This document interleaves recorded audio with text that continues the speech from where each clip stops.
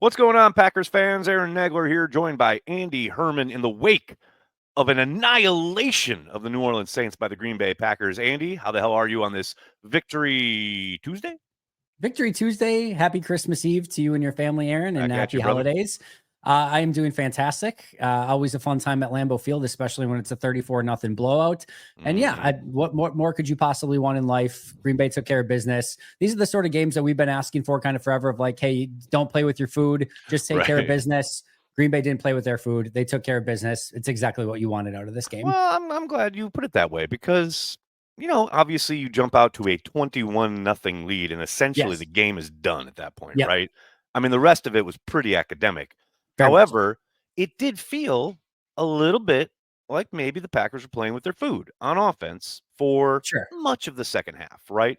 And it's funny to watch some of the responses online. Jordan Love's somewhat inconsistent play throughout the evening. To me, it's like he is instrumental in getting them to that 21-0 lead. Yeah. And then everything that transpires after it is like, well, the game's been over. So I'm not too worried or bent out of shape about it. But I will say it was somewhat noticeable that, there are some pretty easy throws that he's missing, some what you would think are kind of clear reads that he's either kind of eschewing or whatever. What did you take away from Love's performance? Because it seems to be a bit of a hot button issue here online the day after the game.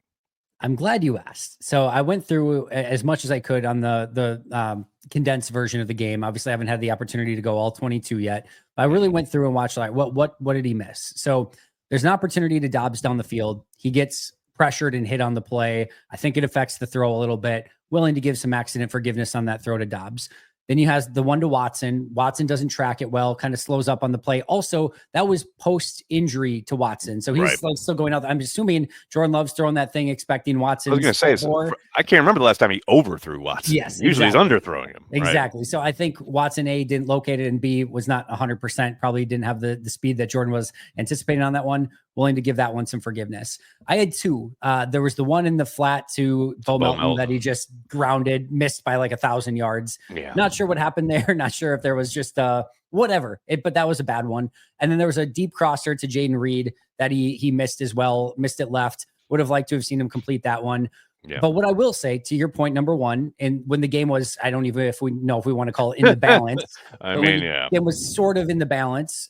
He did what he needed to do. And the other thing I'll add on top of that is we can't have it both ways where we say earlier in the year, man, when something's not there, I wish Jordan Love would just get rid of the football or dirt it or live to see another down. And then when he throws the ball away or dirts it or lives to see another down, we're like, oh, this Jordan's struggling. This offense sucks, etc. Right. And I thought there were a lot of there was a screenplay to Reed that didn't develop. He gets rid of that one. There's one that the play didn't develop. He had to throw it at Josh Jacobs' feet. There's another one he throws away. I went through and I watched this. There were a lot of plays that just didn't develop the way that they wanted. There's also a period where, including those Dobbs and Watson plays, where you could tell it's 21-0. And Matt wanted to go for the kill. And I appreciate the fact that he wanted to. Yep. And like, you could tell he let's get as many of these backups in as soon as we can. And let's go for a 28-0 lead right here and now. It didn't work out, but I have no problem with that either whatsoever. There's a human element to this, Aaron, where, to your point exactly, it's 21-0. You knew, I knew, everyone knew. 100%. It is done at that point. The dagger was already in, twisted, and pulled out, and then put in back again. Like, I think at some point you have to say, and even with that, 8 possessions on offense, 6 scoring drives, 4 touchdowns, 4 for 4 in the red zone. I'm not nitpicking this one any way, shape, or form. It was a more than fine performance from the offense. I very much agree. And it's fascinating to watch how they operated to get to the 21-0 lead. And the way, to your point, it was very clear that, there were attempts, even before when things were, quote, in balance. But man, Jordan almost every single play, I want to say, like, he does scan deep, and you can he's holding on the ball maybe a tick too long, waiting for something to develop. And I think that kind of bit him once or twice. It's kind of funny because the one play where you can really see he puts the ball in jeopardy on the near interception on the tip. Okay, probably would prefer he eats that, whatever. But yes, all the first 2 months of the season, we heard, he's got to be better with the football. He's got to take care of the football. Well, he did. Yep. and it helped stake them to the 21-0 lead. Very So much so. I'm very much with you on that. And then look, you can't talk about the offensive output last night and not mention Jacobs, but also all the backs. The Yeah. physicality that they It's so ran with fun. last night. I mean, there were multiple times where those backs, whether it's Jacobs, Wilson, or Brooks, have opportunities to either try and make a move, maybe step out of bounds. They're just running through dudes. I mean, Yep. talk about setting the tone. That was so enjoyable to watch. I can't imagine how it must feel when Josh Jacobs goes out the game, and as a defender, you're thinking like, oh, Oh, thank thank goodness. goodness Josh Jacobs is out of the game. And then Right. Emmanuel Wilson and Chris Brooks are coming at you full bore, no mercy. I mean, the play where Brooks breaks the tackle from Demario Davis and keeps his Oh, my balance, goodness. like that is just such an, And I it was mean, the it probably third was broke tackle on that play. He broke yes. 3 It tackles. probably was like a 6-yard gain or so, maybe a little bit more than that, but nothing like crazy. But like that sort of run is just what really builds up through the course of the game and gets you to, I know it's slightly below a 5-yard average, but if you take away the 2 kneel downs at the end, a 5.1-yard average at the end of this game, and just a really impressive performance. And again, I can't imagine for a defense, it's just as you're thinking, all right, Jacobs is out, and then you got those 2 freaks running right at your face. Like Right. it cannot be fun to tackle any of those guys. And just the fact that Goody finds 3 running backs who play with that intensity, that physicality. And again, you talk about December, January football, playoff football. Those 3 are emulating that to perfection. And it's just really fun to watch. And then none of it happens without the offensive line, which I Yep. thought had a phenomenal game. There are so many plays where we're talking about Jordan being able to scan things deep, touchdown to check down. He's got all day in the pocket for much of this game. And then, of course, the work they did in the run game. And I thought, as the game went on, let up the gas a little bit. I think, to your point, a little bit of human nature creeping in there. But, man, what a performance from left to right, all 5 dudes. And it really jumped out last night, their ability to kind of just work from the initial, whatever their initial assignment is, to work off of that and get upfield and get to the second level, get to those linebackers, those safeties, the athleticism that's on display. We've talked a lot about the power running, and that's certainly been a key component, but their athleticism combined with the power, man, that's a fun group to watch. That seems to really be hitting their stride at the perfect time. And I can't say enough about an offensive line that allows 0 sacks and has over 5 yards per carry on almost a 200-yard rushing day. That's a really good performance. Again, a couple moments here or there where you'd like to see, maybe Josh Jacobs, some of those running backs not have to break a tackle in the backfield. You'd like to see that a little bit more downfield. It's not perfect. Things they can continue to work on. I also want to shout out Sean Ryan, who I think has had a really Yes. nice season. They showed the one, I think Aikman did a great job of displaying how he got the initial block and out to the second level, but he's been doing that stuff all season long. And as a run blocker, I think one of the guys along that offensive line that plays with the most physicality on that group. And you just see him, I think he's had a really nice progressive season. And you go from a guy who rookie year, you didn't even know if this guy was going to make it. He gets suspended, showed up out of shape. And like just every review about him was like, it's not good. Comes back second year, a little bit out of shape. And like to the point where I didn't know if he was going to make it out of training camp. And then gets in that rotation with John Runyon Jr. last year, works his way into that, and then into a starting role this year, and just has been a really solid contributor for them. I still can't get over the fact that Goody in one draft finds Zach Tom, Sean Ryan, and Rasheed Walker, 3 really good starting caliber offensive linemen, all in rounds 3 or later in one draft. It's crazy, some of the stuff that he pulls off. It's pretty impressive. Now, we obviously led with the pretty boys on offense, but I do want to talk about the guys on defense because Please. the first shutout during the entirety of the NFL season, yes, the Saints are undermanned. You took care of business. You did what you were supposed to do. But, man, there were certainly times early, I want to say the first few drives from the Saints where you thought, okay, they've got some things in their bag of tricks, screens, what have you. They're going to make this a game. But they just basically suffocated the life out of the Saints as that kind of continued to, okay, well, you think you're going to try this? Well, we've got you sideline to sideline, whether it was dropping a safety down into the box at the last second, getting on the snap count, whether it was dominating up front. I mean, I thought the edge rushers had a really good game.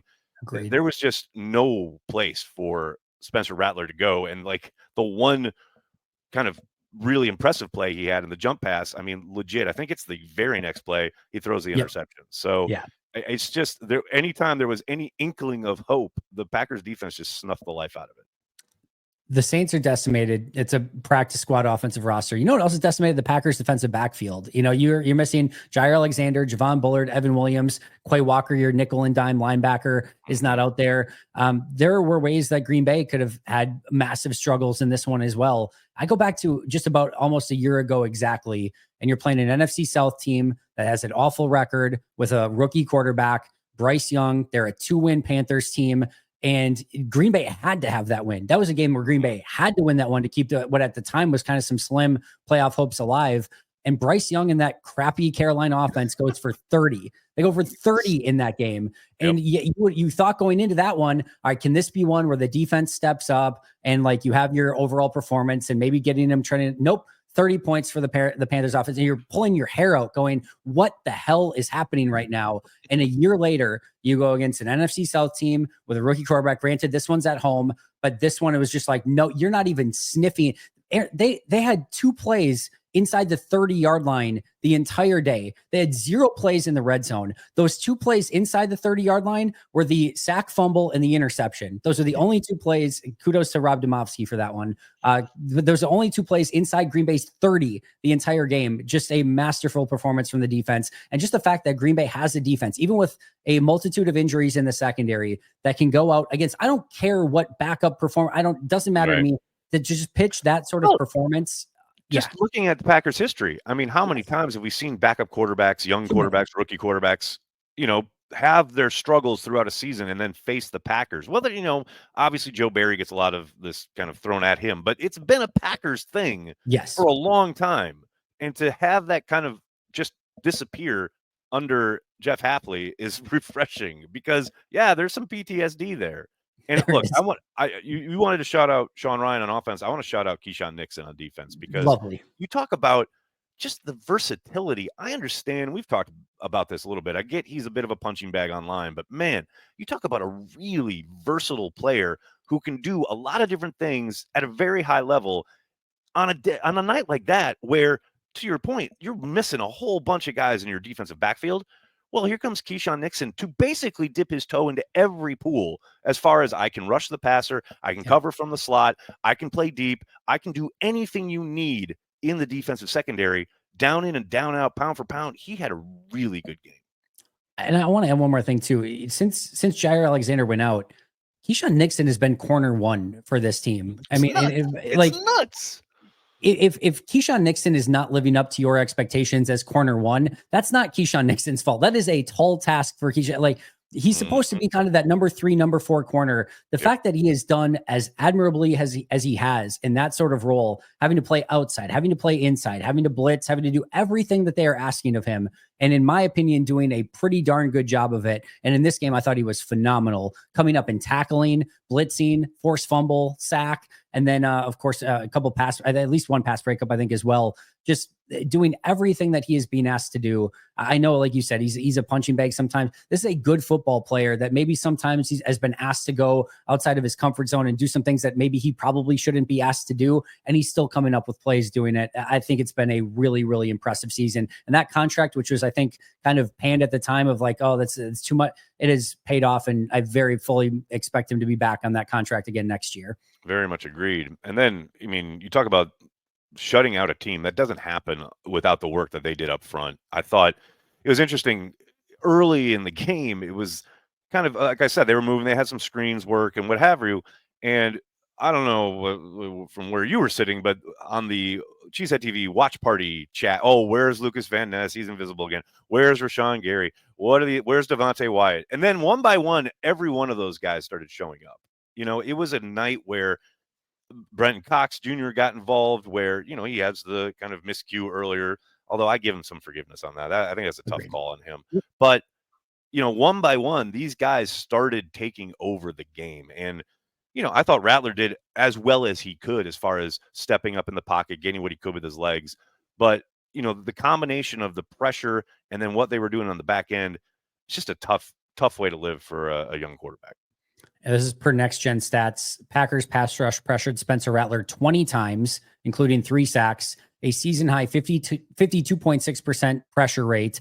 8 different defensive linemen had multiple pressures for the Packers. Brenton Bingo. Cox was credited with 6 of them, LVN with 5, Rashawn Gary with 4, and Devontae Wyatt with 3, including those 2 sacks for Devontae. So yeah, to me, they have really been stepping up. That for all the ills of that Saints team, their offensive line has actually been pretty decent when it's come to pass, but not great, but pretty decent. And Green Bay continued to show progress along the defensive front. It never felt like Spencer Rattler could get comfortable back there. Part of that's due to not having the weapons. Part of that, it's a rookie quarterback, but also I thought the defensive line did a really impressive job. And I don't know about you, Aaron, I really love watching Brenton Cox play football. And I'm not saying he's like this finished product, but like he plays violent, physical, aggressive. A million miles an hour. Yes, he What you does. I love on love that it. defensive line. Yes, Love it. totally agree. It's refreshing, and it's funny you bring that up because I had someone in my post game chat ask about, the kind of swap for, swapping out Preston Smith. Yep. And I don't say anything to denigrate Preston because I do think what he told the Packers is correct. Like, it's just not a scheme fit, right? Yep. That doesn't mean like, oh, he's a terrible player, or you don't appreciate everything he did in a Packers uniform. But it's so clear watching Brenton Cox Jr. and that exactly what you're talking about, like just the way he plays the position in this scheme. He's firing off the ball. He's running down the line. Sometimes he gets out of position against the run because of it, but more often than not, he's creating that havoc in the backfield that we talked about so many times this summer. What are they asked to do? What are those the up front four in this scheme asked to do? Get across the line of scrimmage, create havoc. And that is something he is doing with regularity. Again, this is not to disparage Preston either. And Preston's being asked to do something a little bit different in Pittsburgh. Obviously, they have TJ Watt. They've got Highsmith. They've got Herbig, who's been a good pass rusher for them as well. But Preston Smith, since joining Pittsburgh in 7 games, has 6 pressures. Next Gen Stats had Brenton Cox with 6 pressures last night. It's a different level player. It's a great scheme fit. I actually think it has been a net value add for Green Bay going to Mosby and Cox and Enagbare and LVN and what they've been able to bring to the table. Not to mention they're younger. You get a 7th round pick out of it. You get a couple extra million in salary cap space. It's just a net win over. And to add on top of that, the best trades are the ones that work out for everyone. I think this trade has worked out for Pittsburgh, especially with some of the injuries that they've had at their edge rusher position. It's worked out for Preston. It seems like he is, again, a better fit for that 3-4 defense in Pittsburgh. And it's worked out for Green Bay. It's a great trade for all sides and everyone involved. Totally agree. Well, Andy, we're not going to be able to do a preview video this week, so I wanted to get your thoughts on this matchup upcoming, heading into Minnesota. Site of a fantastic game last year for the Green Bay Packers. Yeah. I think this is a very different animal in Minnesota, this Vikings team. I know they keep winning these one-score games. They're legit as hell, though. I don't doubt for a moment that the Packers have a very legitimate battle on their hands. But I will say, I'm somewhat, I want to say, bordering on quietly confident that the Packers will, not take it to the Vikings, but I think they'll be ready for this one in a way that they probably weren't the last time they faced them. I agree, and sign me up for that. I agree with you also that I think these are 2 of the best 5, maybe 6 teams in all of the NFL. I am not a believer in the Vikings are frauds. I think they're a very good football team, incredibly well coached on both sides. I still expect them to Vikings the hell out of this thing in the playoffs and to find a way to choke it away. But I think they're I really do believe that. And it's frustrating. It's annoying. I love Kevin O'Connell. I think he's an unbelievable coach, which again pains me to say. Their wide receivers are, again, best 1-2 combo in football, in my opinion, in Jefferson and Addison. And Sam Darnold, kudos to him for really resurrecting his career. He's going to get a massive payday in the offseason. Interested to see with who, but he's going to get that at some point. I'm excited for this matchup. I want to see if Green Bay can go on the road and really have a signature win in the regular season, which I think can help propel them in the postseason of like, yep, we can go on the road and beat absolutely anybody. And I legitimately believe that there is a chance that this could be the matchup in the NFC Championship game. And if Green Bay can win and the Lions could beat the Vikings in the following week, and assuming the Packers take care of the Bears, that game could be at Lambeau Field. So I do think there's actually plenty. I know. It's insane. I agree. Again, is it like a super expected thing or whatever? No, I'm not going to put money on it, but it would not shock me. It would not stun me if you said NFC Championship game, Vikings Packers, and this game, and of course the final week could go a long way in determining if that game is at Lambeau or in Minnesota. Green Bay's got a lot to play for, and this is a great football game. I'm really looking forward to it. The thing I keep coming back to in my head is don't fall into the trap, Matt. We talked about it heading into that Detroit game. I know you're indoors, you're on the fast carpet, you want to throw it around the yard. Learn from that game in Yeah. Detroit that Thursday night. Come in there. You've got the running game. You've got the defense. Both of those travel. Lean into that, especially early, because that early surge of energy, we talk about all the time in these big games on the road. You got to survive that. Rodgers used to talk about it. That first initial, and it doesn't really matter what the game script is, how it plays out. That first 10, 15 minutes, you just got to survive that surge of energy. And you can do that by leaning into your running game, let Josh Jacobs take control early and play, sound defense. Yes, they're going to move the ball. They are insanely talented. They're Yep. going to score points. You're not going to blank them. Nope. But this is a team that should be built to handle that and be able to, again, I don't think they're going to go in there and boat race them or anything, but I think they have a very good chance of winning this football game. You hit it perfectly, right? It's 28-0 Vikings. It's 24-3 Lions. The second game against the Lions is punt turnover, and the Lions go down and score a touchdown immediately. That's to me the indicator of did Green Bay come to play in this game. You can't have another one of these games where it's 17-3 Minnesota to start this game or anything even resembling that. If this game is even Packers down by 3 at halftime, I feel very confident that this could be a Packers win, much less if they are tied or winning going into half. So how Green Bay starts this game, fast starts have been such a key indicator for them, but they can't have one of those same situations where they come out are shell shocked or don't look like themselves. And all of a sudden the Vikings are out to a lead. That's just not a recipe for success, especially against a Kevin O'Connell offense that'll just lean on you the rest of the game and a defense that's going to blitz the crap out of you when you're down and they're going to be super aggressive. So that's not the world that you want to live in.